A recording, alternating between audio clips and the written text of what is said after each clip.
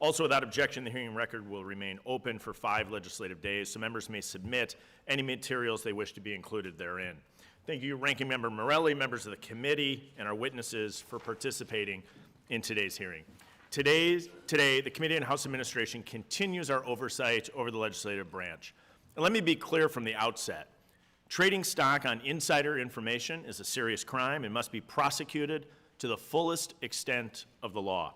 As chairman of the Committee on House Administration, I believe it's critical that we ensure lawmakers, regardless of party, regardless of seniority, are not profiting from insider information they learn while working on Capitol Hill. In recent years, social media accounts have generated significant media attention for aggregating the stock trades of members of Congress. Understandably, it's fueled public concern that lawmakers may be using their positions of authority to personally benefit themselves. While rules already govern how public officials trade stocks, stronger restrictions may be necessary to restore public trust and ensure officials are not profiting from their positions. In today's hearing, we'll look at the issue of congressional stock trading at large, including current rules, and evaluate proposed reforms. The current statute governing congressional stock trading, the Stop Trading on Congressional Knowledge, or the STOCK Act, was passed over a decade ago in 2012 with bipartisan support. Under the STOCK Act, members of Congress, executive branch officials, and other federal employees are prohibited from using non-public information for their own financial benefit.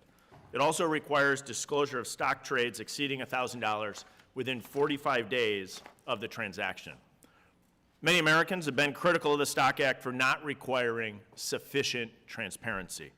For example, the current financial disclosures and periodic transaction report requirements are not filed in exact amounts. Because of this, you cannot determine a lawmaker's actual realized profit or loss on a specific trade.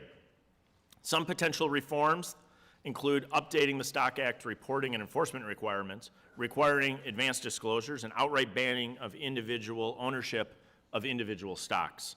I want to thank a number of our colleagues for proposing various reforms to address this issue. Chip Roy, Seth Magaziner, Brian Fitzpatrick, Tim Burchett, Mark Alford, and Representative Anna Paulina Luna all come to mind. They've introduced or co-sponsored pieces of legislation to strengthen the STOCK Act.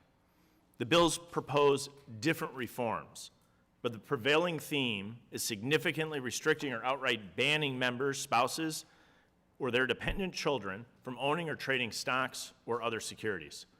I believe we have an opportunity here to make meaningful reforms and restore the public's trust.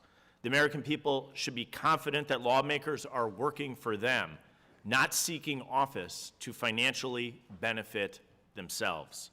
I want to thank our witnesses for being here today. I think we have a great opportunity. And again, I'm going to state my goal.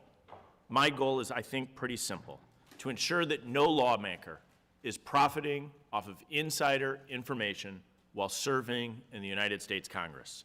With that, I'll yield to the